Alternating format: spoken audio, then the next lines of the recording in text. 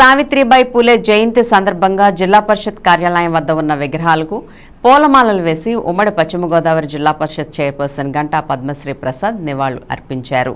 ఈ కార్యక్రమంలో జిల్లా పరిషత్ ముఖ్య కార్యనిర్వహణాధికారి సుబ్బారావు, ఉప కార్యనిర్వహణాధికారి భీమేశ్వరరావు, బీసీ నాయకులు లక్కోజీ గోపి, కార్పొరేటర్ కలవకొల్లు సాంబ, పామర్తి అచ్యుత్ గౌడ్, జిల్లా పరిషత్ సిబ్బంది పాల్గొన్నారు.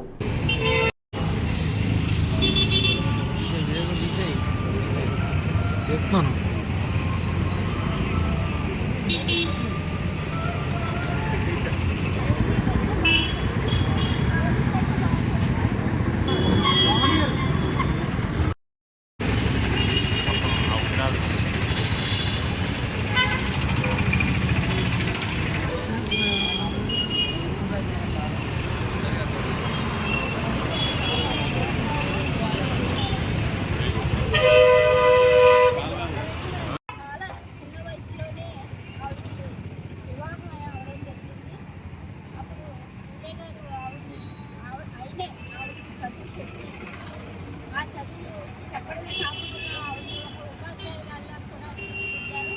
మొట్టమొదటిసారిగా ఒక మహిళా ఉపాధ్యాయులు అయ్యారు. స్కూల్ కూడా ఆవిడే పెట్టి సేవ చేయడం అనేది జరిగింది.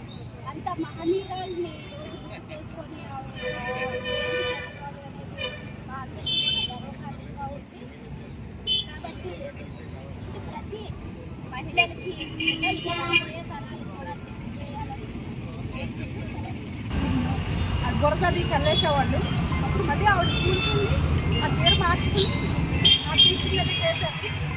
ఆ తర్వాత ఆవిడని అడిగినప్పుడు చెప్పేదట, నా డ్యూటీని నేను పర్ఫెక్ట్గా చేశాను. అది చాలా ధీరవంతుగా ఆవిడ మహిళలందరికీ కూడా చాలా ఆదర్శమైనటువంటి వ్యక్తి. అలాంటి వ్యక్తి యొక్క జయంతిని ఈరోజు మనం జరుపుకుంటున్నాము.